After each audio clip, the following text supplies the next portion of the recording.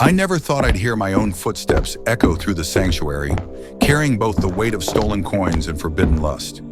This story isn't one I'm proud to tell, but it shaped me in ways I can't fully explain. It started on a warm Sunday morning, the kind where the air felt thick with expectation and judgment. I was 19, working as a part-time custodian for our local church, a small, humble place where secrets could hide in the shadows of stained glass windows.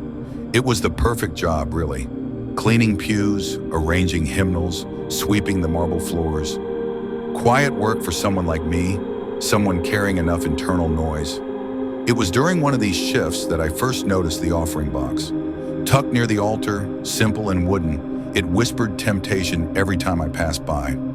The church trusted me. I had keys to every door, but trust has a way of breeding temptation. At first, I just looked at it. I'd linger a moment too long as I dusted the altar. Then one day I let my fingers graze its edge. It felt almost holy, but the thought that crossed my mind wasn't. That was also the day I met her, Clara. She was new to the choir, her voice soft and shy, but her presence impossibly loud. She stayed late to rehearse, often alone. I told myself that cleaning while she practiced was coincidental, but it wasn't. "Do you ever feel trapped here?" she asked me one evening as she packed her sheet music. "Sometimes," I admitted, my eyes tracing the curve of her jaw as she looked away. It didn't take long for our conversations to grow longer, the spaces between us shorter. We began meeting after hours under the guise of shared loneliness. It felt wrong, but it also felt inevitable, like two moths circling the same flame. One night after an evening service, I couldn't resist the offering box any longer.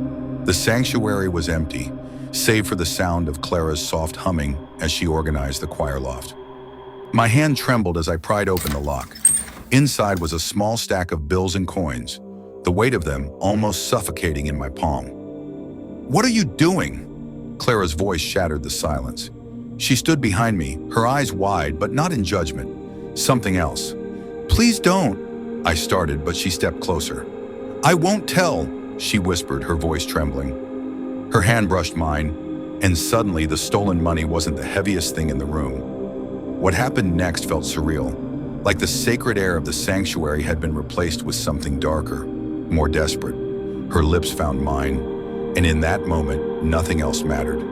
Not the offering box, not the commandments etched in stone, not even the God I once believed was watching over me. It was reckless, it was wrong, and yet it felt like the only truth in a sea of lies. We collapsed into the shadows of the pews, consumed by something neither of us fully understood. Afterward, guilt hit me like a tidal wave. I avoided the sanctuary for weeks, but the church never said a word about the missing money. Maybe they hadn't noticed. Maybe they'd forgiven without knowing who needed forgiving. Clara left the choir soon after, and I left the church altogether. I'd like to say I learned my lesson, but some lessons don't come neatly packaged with clarity or redemption. They linger, a quiet ache reminding you of the moment you let temptation define you. That was years ago. Sometimes I still hear her voice in my mind, soft and haunting, like a hymn I can't forget. And sometimes, late at night, I wonder if I was truly stealing from the church, or if I was just stealing from myself.